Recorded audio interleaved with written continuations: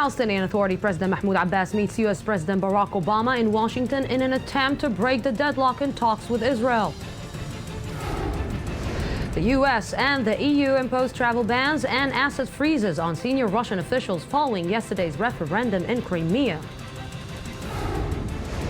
No less than 16,000 people have been arrested by Egypt's military-backed authorities since the ousting of Mohamed Morsi.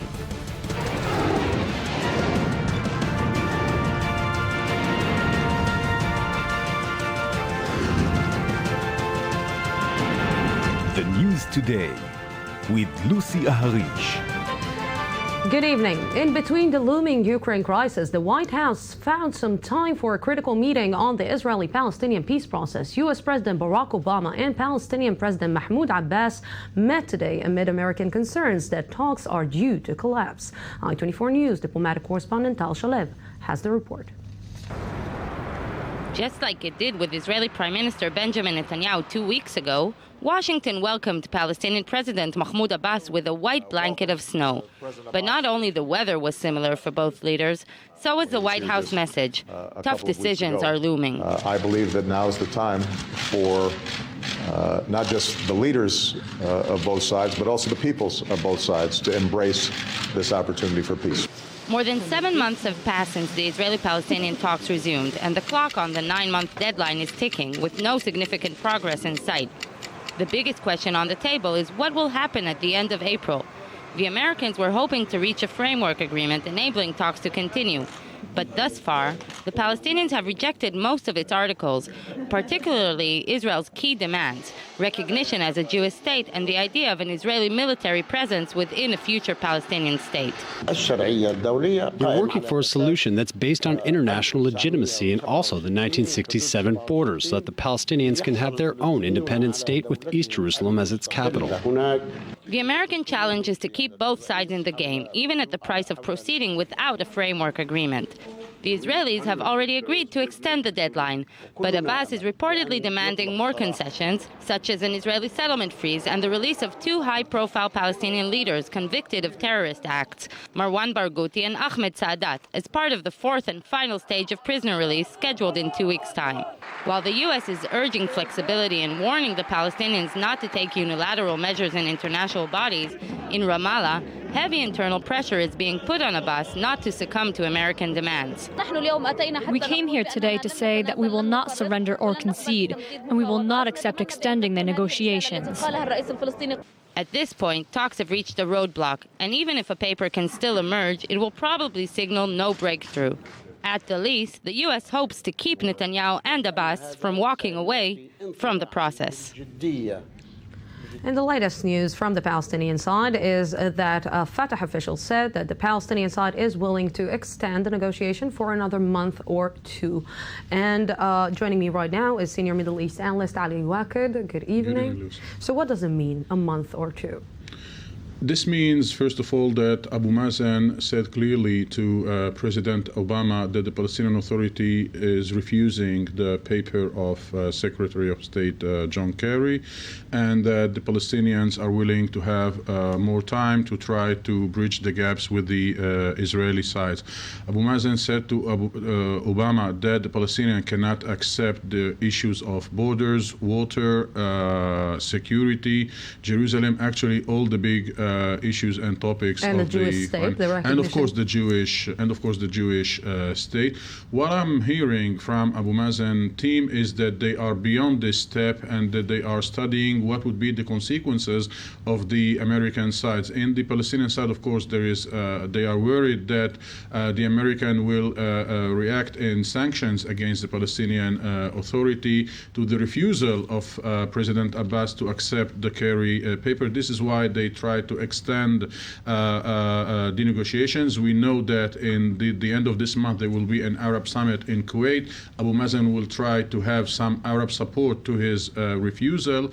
Abu Mazen cannot accept if we know what are the balances of power in the Palestinian street and among the PLO, cannot accept the Kerry paper without having any sovereignty over East Jerusalem, without having clear borders, without having clear schedule for expressing certain sovereignty over the Jordan Valley and over Jerusalem. Ali, I want to ask you about the current demand of the Palestinians, about the release of Marwan Barghouti. It's something new, we have to say, and it's pretty surprising from the Palestinian side, especially from Mahmoud Abbas.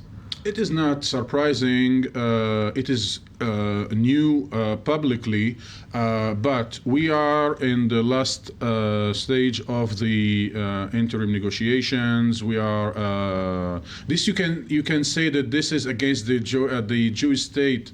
One way of Abu Mazen to raise his demands in order to reduce the demands of the Israeli sides and to try to have more from the Americans. Nobody believes that Marwan Barghouti will be released, or Saadat, the Secretary General of the PFLP. But this is part of the bargaining that is happening around the negotiations. But big pessimism around Abu Mazen team in this meeting in Washington. Yes, another round, another game. Thank you very much, Ali Waqid. Following the overthrow of Mohammed Morsi just last July, the Egyptian military launched a brutal crackdown on the Muslim Brotherhood. Now, months later, details about the scope of the operation are emerging. I-24 News correspondent Charles Biblazer reports. Until now, the exact scope of the Egyptian army's crackdown on the Muslim Brotherhood and its supporters has remained unknown. But according to an Associated Press report published Monday, since Mohammed Morsi was ousted last July, 16,000 people have been arrested, including an estimated 3,000 top or mid-level members of Morsi's Brotherhood, along with hundreds of women and minors. This is in addition to some 2,000 Brotherhood supporters killed in clashes with security forces during the same time frame.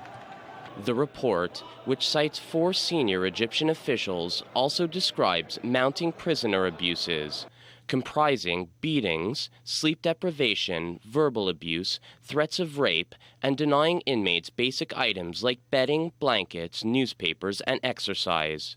The flood of arrests has swamped Egypt's prisons and legal system, with many being held for months in makeshift jails without being charged.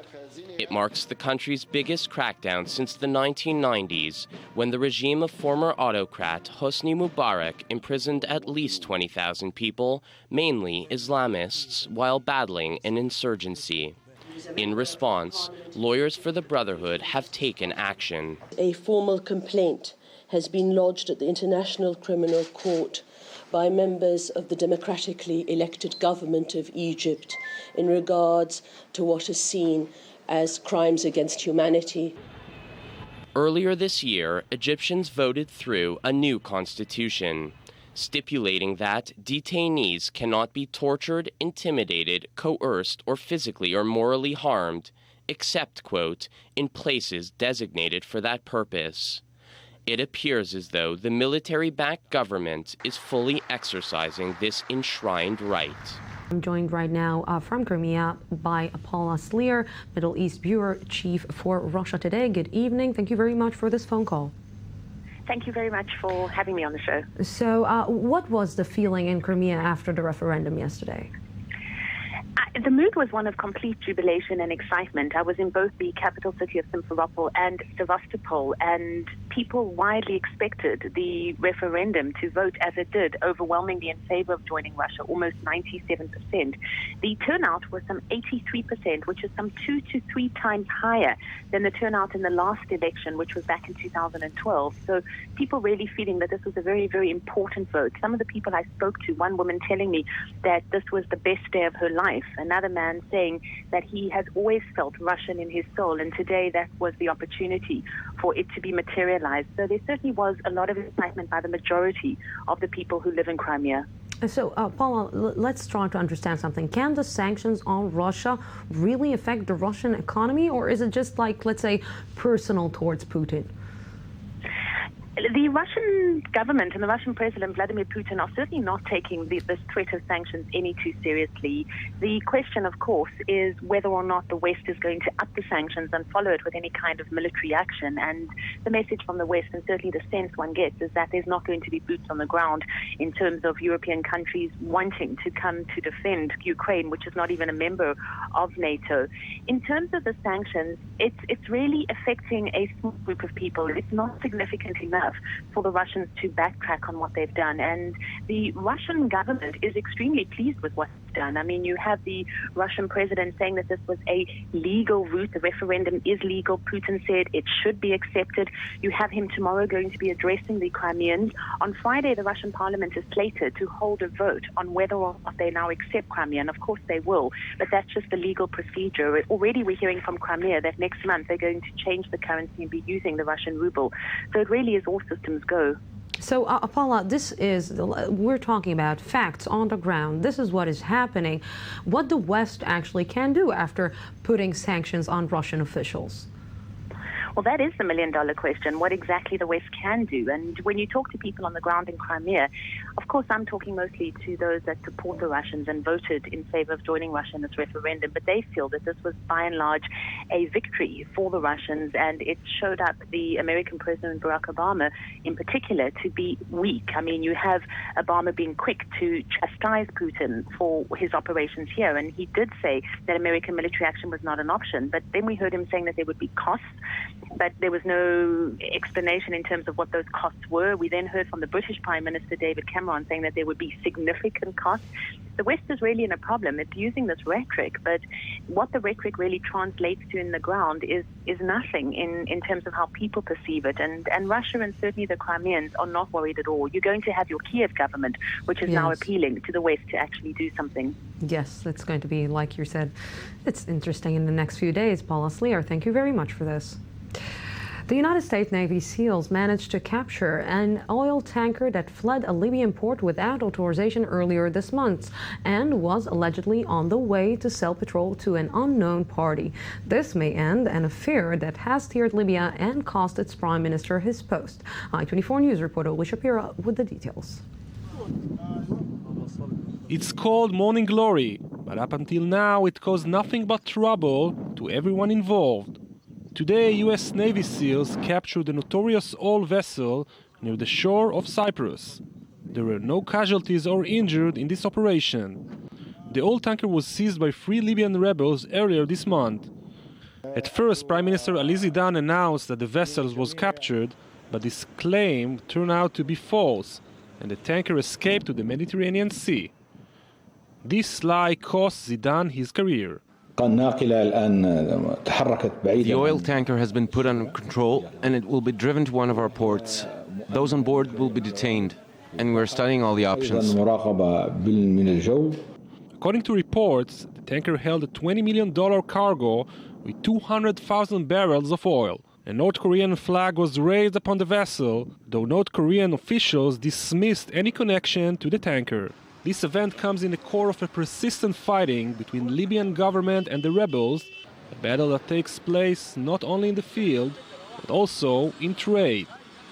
Ever since the fall of Muammar Gaddafi in 2011, different rebel groups continue to wreak havoc in the country and recently claimed to start exporting oil to foreign countries, bypassing the Tripoli government. The last event might mark a turning point in the battle between the government and the rebels in Libya. This may also be the lowest point Tripoli government has reached after failing to protect its resources by letting others do the dirty job. An international mediator, Lakhdar Brahimi, held talks with Iranian Foreign Minister Mohammad Javad Zarif in Tehran today to discuss the latest developments in Syria. 2 rounds of peace talks mediated by Brahimi in Geneva failed to bring the Syrian government and opposition any closer to agreement on a transitional government.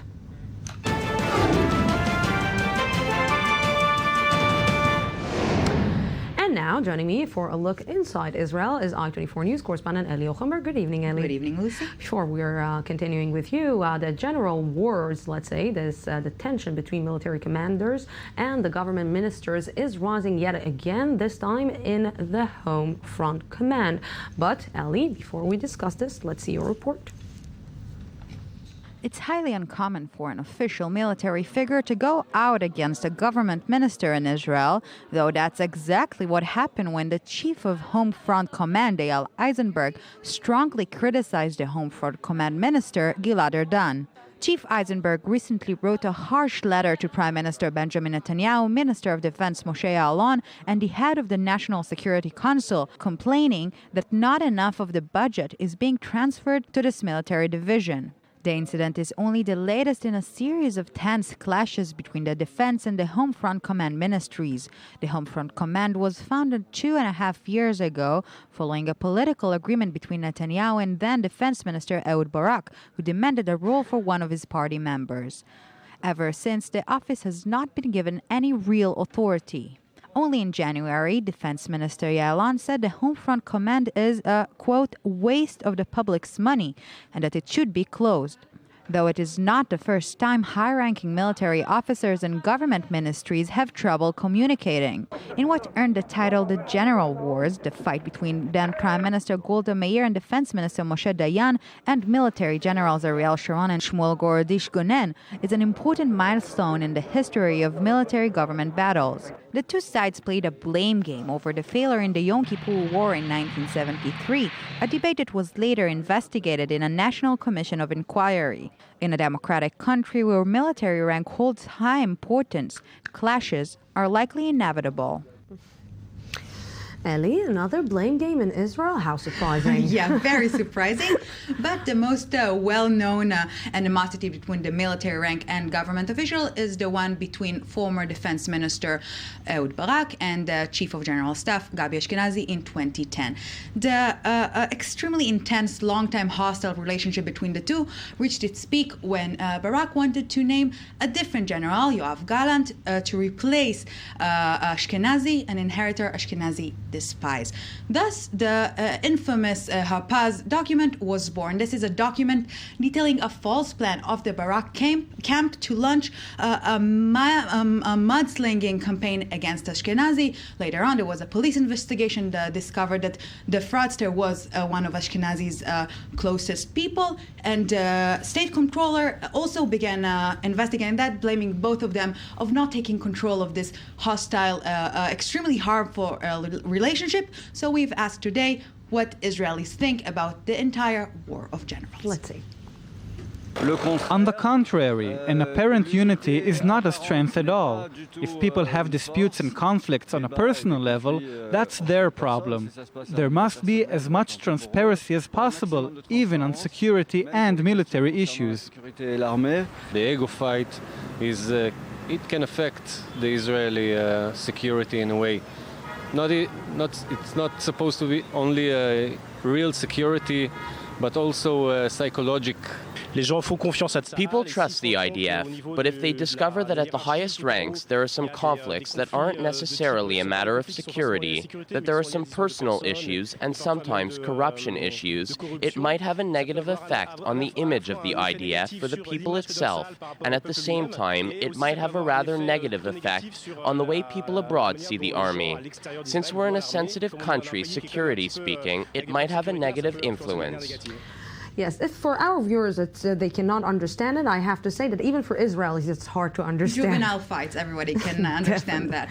Definitely. Thank you very much, Ellie. And we're going out for a small break, 2 minutes break, and then we will be back. The news today. Don't go anywhere. 2 minutes, and I'll be back.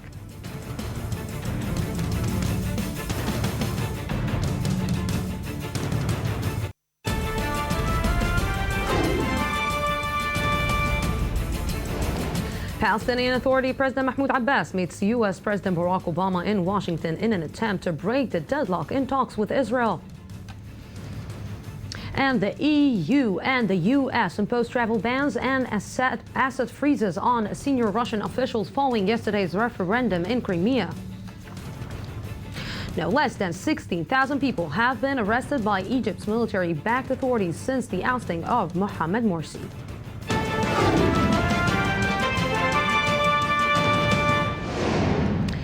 Since his first administration, U.S. President Barack Obama has made a point of breaking with his predecessor's foreign policy, but he has been criticized for not taking a firm stand in Syria, on Iran, and now on Russia, which is poised to annex Crimea. Today on The Daily Question, we ask you if you think that Obama's foreign policy is effective. And joining me tonight is I-24 News editor Nuli Dunger. Good evening. Good evening, Lucy. So, what our viewers They were quite decided, our viewers, on this question. Obama's foreign policy has been criticized, as we know, since his Cairo speech at the very beginning of his term in 2009, his sort of outreach to the Muslim world that was widely criticized as being sort of naive and weak.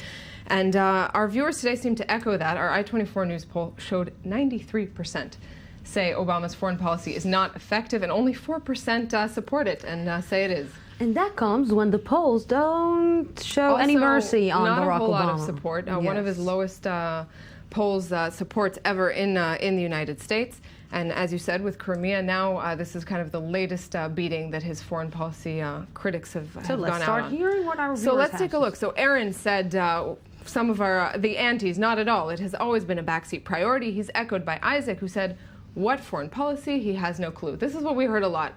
Barack Obama has a foreign policy, the sort of total lack. And these are the things he's been criticized over time. We had the Arab Spring, Egypt, Libya, and so on. Kind of not enough leadership was a criticism there. Iran, Syria, China, Crimea, most recently. So let's hear more. No Yes. lack. No lack. Andrew in London says, yes, Bush's shoot from the hip policy only alienated the very nations we should be working with. Obama has a more reasoned, more logical approach. Yeah, it's. I have to say that more logical approach. It seems that he's like taking his time on everything. And Exactly. Every issue. It's actually the New York Times just described it yesterday, I think, in an article as playing the long game, negotiations, sanctions, talking about more talks. In it for the long run. Let's hear more. Obama. What our next viewer said kind of responds to this. She has an interesting take. Sharon Mazur from here in Tel Aviv says, if the Iran talks are successful and Iran stops producing nukes, then Obama's foreign policy is effective. If Iran builds an atomic bomb, it is a disaster. Well, so, let's see what our analyst has to think about that. Joining the conversation now is Owen Alterman, research fellow at the INSS. Good evening. Good evening, Lucy. So can we say, Owen, that let's say his foreign policy is a disaster? Well, I don't necessarily want to be President Obama's spokesperson, but I think I'm a bit in the 4%, and here's why. First of all, before we say whether it's a success or a failure, we have to understand what the goals are. And I think that from a lot of what we heard from the viewers, there's a disagreement more about what the goals of the foreign policy should be than whether it's a success or a failure. I mean, for President Obama, as I see it, there's essentially three elements of the foreign policy. First is winding down the wars in Iraq and Afghanistan, and there he's succeeded. The second is the pivot to Asia, which is something that's still underway. And the third is using these different tools of American power, which referenced in that New York Times article, whether they be drones, whether they be cyber warfare, whether they be different types of cooperation with allies and with other countries. And in each of those three parameters, I think Obama succeeded. I don't necessarily think that he set as a goal confronting Russia or confronting Iran, so to speak. He sets these other things as goals and as tools. Yeah, well, we can say give peace a chance, and Obama's trying to give peace a chance. Owen Alterman, thank you very much for this. Well, he did get a Nobel Peace Prize, so if there's anybody who should give peace a chance. Yes, it's Barack Obama. He's the one to do it, perhaps. And we are optimistic. We are. Except and not by cynical. the poll, but that's okay. So Thomas said, U.S. foreign policy is one word only, sanctions. This it's a short comment, but says a lot, because just now, I mean, today President Obama came out and sanctions said on Iran, sanctions on Russia, right. and sanctions and sanctions and sanctions. You know, I wonder what will happen the day that a country outside of the United States will decide to put some sanctions on the United States. Oh, well, do you see that that'll happening? be the day. I don't think that it will happen. I don't see it happening anytime soon, but a taste of his own medicine. But I mean, if those who are against it are to be believed, it won't do much, because there is this argument, especially with Iran, talks just are going to start back up again tomorrow in Vienna, that it's just buying time. So, yes. Definitely. Let's just go quickly to Jay Marlowe, who says Obama and Kerry are doing everything they possibly can to get Netanyahu and Abbas to talk. Here's another issue. These two are the problem, not the U.S. policy. So maybe we should be looking also at what's going on inside these countries. Before you point your finger at the other side, right. See that the three fingers are pointed the at you. U.S. is not, in fact, responsible for everything and can't intervene all the time. Right, I think that he referred more about a peace process between the Israelis and the Palestinians, and you know what, this is a big controversy. We really, my heart is with John Kerry, I have to say, who's doing a lot of work. And just this week, Condoleezza Rice also said she was supporting his whole policy, Obama's policy of not intervening in the beginning, but she says after 5 years, it's gotten to be too much and taken a toll on America. That's part of the sort of criticism. So let's just take one look at one kind of harsh one. Simon in Haifa here in Israel says, Obama can be forgiven everything in foreign affairs except for making us nostalgic for Jimmy Carter, who was perhaps did not have the best reputation in foreign policy. So nostalgic, a rough Carter, comparison. Yes, a rough comparison there. Yes. Let's go also to Yosef, who said, good evening. Yeah. Mr. Obama is not up to these functions. He staggers at the slightest problem. He's a timid president. We must ask how he could get a Nobel Prize. Goes on and says he doesn't know the mentality of the Middle East and makes friends with the Iranians. So again, a sign of naivete. Just brings me to the conclusion that maybe President Barack Obama should have refused to accept the Nobel Prize because everybody's so cynical. A little too about soon. It. Yes, it was a little bit put too a soon. curse on. Well, I have to say, between Syria and Egypt and Iran now, there's not, and Crimea. Yeah, I think that peace doesn't seem to be the name of the game. At the moment. Yeah. Hard days for Barack Obama, I think. Hard days. Marie Zunger, thank you very much for this. Of course, tomorrow you will be here with another question. I will indeed. Yes. And we're going out for a small break, 2 minutes break, and then we will be back. The news today, don't go anywhere, 2 minutes, and I'll be back.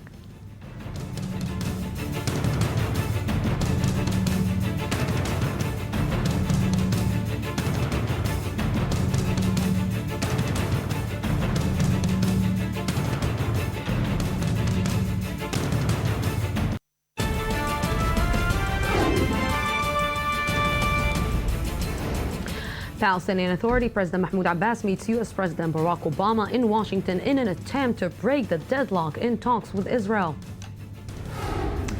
The U.S. and the EU imposed travel bans and asset freezes on senior Russian officials following yesterday's referendum in Crimea.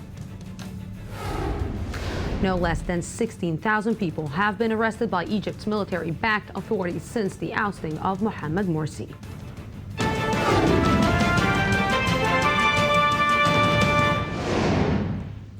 The talks between the P5+1 and Iran on Tehran's nuclear program will continue tomorrow in Vienna. Iranian Foreign Minister Mohammad Javad Zarif is set to meet with EU Foreign Policy Chief Catherine Ashton ahead of a new round of talks between the two sides. And with me now on set is Iranian politics analyst Meir Javed Anfar. Good evening. Good evening to you. So what should we expect in the next meeting? Well, I think President Rouhani meeting with Ashton, I think this is quite something serious. Now, I don't know if there's something serious about to happen, but usually maybe Javad Zarif, who is the foreign minister who meets with Ashton. Now, Ashton's just been to Tehran. Now she's going to meet with Rouhani. This could either mean that something good is about to happen or something bad. I don't know. I couldn't tell you. But I think that both sides seem very serious. But at the same time, they're playing down the expectations so as to not to fall into their own trap of seeming too optimistic. From the last meeting to now, do we see any progress? Well, I think the Iranian side is really trying to tell the international community, don't expect us to close down any of our major enrichment centers at Fordow especially. Don't expect us to close the IR-40 reactor in Iraq. And I think also Crimea. I think that what's happening there, the Iranians will be hoping to see some kind of division within the P5+1, with the Russians moving away from the P5+1 and Iran trying to see if they can use it to their advantage, which is why we saw recently that Iran signed an agreement to buy 2 more nuclear reactors from Russia. From Russia? So what does it mean? How it's going to affect the talks? We have to see, but I think as much as there are deep differences between the United States and Russia over Crimea, the Russians don't want Iran to become a nuclear power state. I think the Russians here, I think they're going to try to get some more economic points from Iran, but whether that means they're going to say to the Iranians, okay, you can have a nuclear bomb now so we can counter the Americans, I don't think that's going to happen, because if anything, I think after Crimea, the Russians will be trying to contain any major powers in the Middle East to make sure that they never pose any threat to them, and that includes Iran. What is Rouhani's main goal from this meeting? I think he's trying, again, maybe there are things at the behind the scenes that we don't know, but I think at minimum talking about domestic politics, which is foreign policies in Iran, much like any other countries, emanates from domestic developments. I think he's again trying to isolate the hardliners who are really going after him now in terms of the economy and in terms of the cultural modifications or reforms that he wants to bring. Mayor Javed Anfar, we should not forget that probably there will be a lot of smiles there also. Why not? Yes, Mayor Javed Anfar, thank you very much. Thank you. A week after the shooting incident at the Allenby border crossing, in which a Palestinian judge was shot to death by Israeli soldiers, Jerusalem continues to express its regret to Amman. Israeli Prime Minister Benjamin Netanyahu and Israeli President Shimon Peres both called King Abdullah of Jordan today to discuss the event and the Israeli-Palestinian peace process. After the talk, Peres published this special statement. On behalf of the State of Israel, I wish to express my deepest condolences to the people of the Hashemite Kingdom of Jordan for the death of Judge Raed Zaitar at the King Hussein Bridge on March the 10th. As the President of the State of Israel, I would like to express my compassion to the bereaved family. I share their grief. Yes, and now we're going maybe to the biggest mystery in the last few days. No trace of Malaysia Airlines flight MH370 has been found since it vanished on March 8th with 239 people on board. The latest theories regarding its disappearance include a hijack, sabotage, and the aircraft slipping under the radar and landing in a Taliban base in Pakistan. I-24 News reporter Roni bin Bassat examines the route of the plane and brings us the latest developments. It's been over a week since Malaysia Airlines flight MH370 disappeared shortly after takeoff. And what first seemed like a tragic accident is beginning to look more and more like deliberate sabotage or hijacking. The Boeing 777 left Kuala Lumpur on March 8th at 12:41 a.m. Less than an hour later, at 1:30 a.m., the aircraft's transponder was disabled, causing the plane to lose contact with air traffic control. It was around that time that the final radio transmission, "All right, good night," was sent from the cockpit. Today, the airline CEO said it was in fact the co-pilot speaking, but it is still unclear whether the message came before or after one of the plane's tracking devices was turned off. We don't know when the ACAS was switched off after that. It was supposed to transmit 30 minutes from there, another transmission, but that transmission did not come true. If the tracking system had been switched off prior to this last message, was the co-pilot aware of the situation? And if so, was he involved in the plot or forced to cooperate?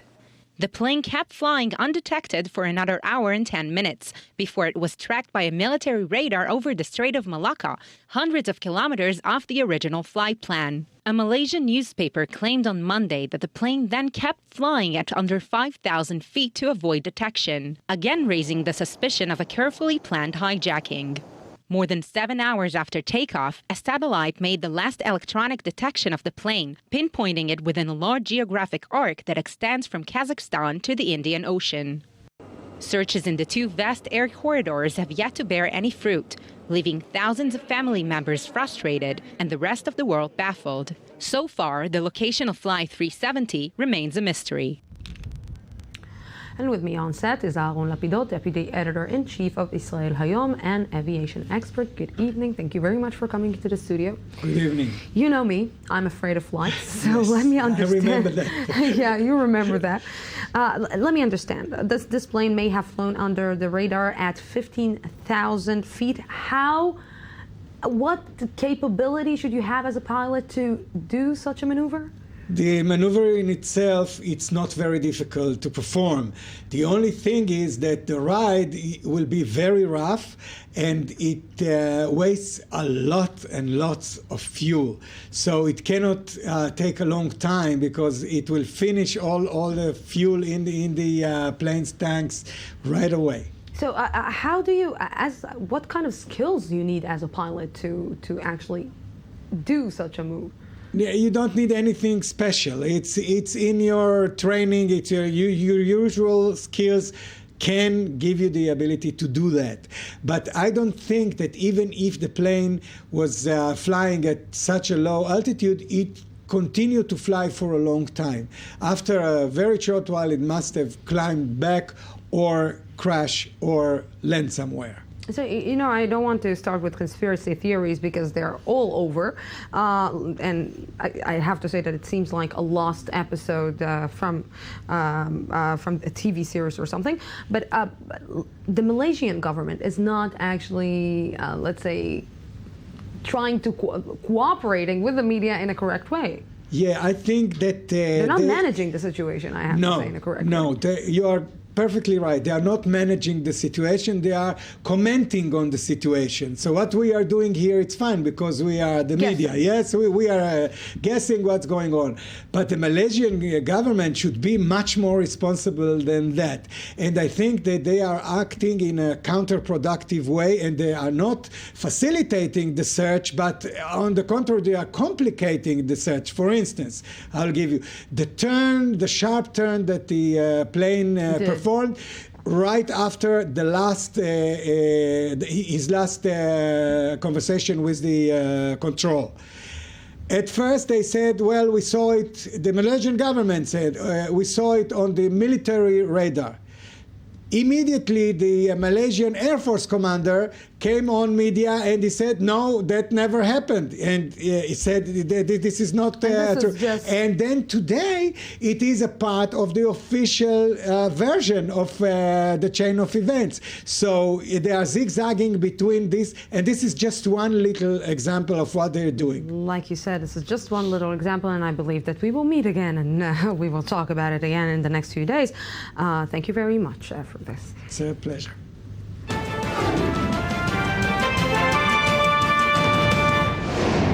The Israeli wine industry has been on the rise in recent years with a growing variety based on the country's diversity of climates and soils. More from Daniel Roth and Anthony Lesme.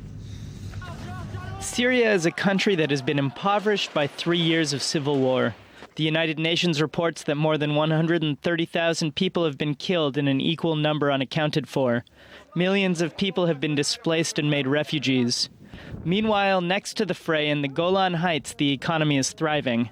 In part because of the booming wine trade. The vines have always been plentiful here. With a kickstart in the 1980s, production has reached 7 million bottles, 11% of the total wine production of Israel, which has occupied the Golan Heights since 1967. The Golan Wineries and the Visitor Center started this process of wine tourism.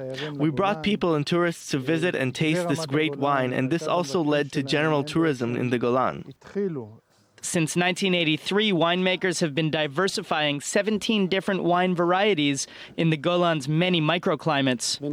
25% of production is exported to 30 different countries, and the growth is continuing. The Golan Heights Winery won the Wine Star Prize in 2012, a first for an Israeli wine and a sign of international recognition. One of the most important research is to understand as quick as possible the potential of our soil, of our region, how the sun affects the vineyards, how to irrigate the vineyards the best possible to save water from one position and to give enough water to the quality. Occupied in the 1967 war, according to Israel, they annexed the Golan in 1981. But the international community, Syria included, have never recognized the move. And the wines of the Golan are among the products called out by the international boycott, divestment, and sanctions movement in protest of Israeli occupation. Israeli wines were exported to a market of 180 million in 2013. And through conflict and controversy, no matter who's making it, wine, unlike many products, does better with time. And joining me from I-24 News Economy Magazine is Daniel Roth. Good evening. Good evening. We cannot not say that Israeli wine is not good. It's maybe one of the best in the world. Yeah, definitely we can say that here. I know a few French people who would disagree. You think? But it's Israeli wine actually, particularly in the Golan, got its start from a UC Davis, University of California Davis professor who had the idea to start to look there. And it's interesting because California also went through its trials and tribulations in kind of getting international respect for their wine industry. So Israel's going through that right now. So Israel's going through that now, and it's maybe one of the biggest incomes that Israel knows. Yeah, it's huge. Since 2009, exports have gone up 80%. Between 2012 and 2013, 20% alone. It's $35 million of wine is being exported. So it's a huge, huge industry, and it's obviously growing. It doesn't come from big, I have to say, big fabrics. It comes from actually small places in Jerusalem, in the north, in the south. It comes from really, let's say, boutique places. Yeah, so about 10 years ago, there was 25 big wineries and about 150 boutique wineries. 10 years later now, there's 35 big ones and about 250 boutique wineries. So boutique wineries are definitely the thing here. That's what's happening. So what about with all boycotting Israel all around the world? How is this working with exporting wine? So far it has not affected it wholly yet. If you go to a website like whoprofits.org, they detail exactly where the wine is coming from, who's making it, whether it's from the Golan or the West Bank, or where all of the details. So far, it hasn't had that big an impact on the industry, but as we've been seeing in the developing story, the BDS movement is sort of making a bigger and bigger splash. Yes, definitely, Daniel Roth. Thank you very much for this. And we're moving forward. Muslim women in the Middle East and the broader Arab world are continuously fighting their way into the workforce as equals. In Israel, Muslim women face better statistics but still fall way behind men. I-24 News correspondent Shachar Peled brings us the numbers and the people behind them. The 1948 Israeli Declaration of Independence enshrines gender equality, and indeed the country takes pride in its women's place in the job market, ranking 63 out of 184 in the world, higher than France and the United States. But Palestinian women in Israel continue to suffer from traditional discrimination, as well as the many obstacles, both social and national, which stand in their way. There is some impediments among the Palestinian society because the state supported the patriarchal institutions and tried to stop the more progressive forces within the Palestinian societies. Ongoing sociological research shows a gradual increase in employment of Palestinian women from 5% in 1975 to almost 30% nowadays, numbers which are still much below Jewish women's employment, which is in the 80th percentile. The 6-year-long study, which will be published as a book in the upcoming months, also shows substantial income gaps between the genders. Hourly wage for women is 38 shekels. And Muslim men, it's 51 shekels. And there are glass ceiling for the woman here. But the winds of change are blowing, and surprisingly, the Israeli-Palestinian conflict provides a positive aspect to this matter. Today, because of the economic situation in Israel, all families prefer to have women work. So we see that many families, many parents invest in their girls' education. Professor Khawla Abu Bakr, a family therapist and the first Palestinian woman to become an associate professor in Israel, indicates how she herself is part of a rare minority group who was able to reach her position without the support of neither the state nor her society. Palestinian professors are about 1% of the major population of lecturers in the Israeli academia. Women are very few. I think that we are about 15 to 20 persons. The division of work inside the Palestinian family remains unequal, with a much greater variety of job opportunities for men. But slowly, with more Arab women entering the labour market, there is room for optimism and feminine empowerment. Professor Abu Bakr knows where the change should begin. We have to start with changing the content of the curriculum. So children will learn that fathers do housework and mothers are directors of hospitals.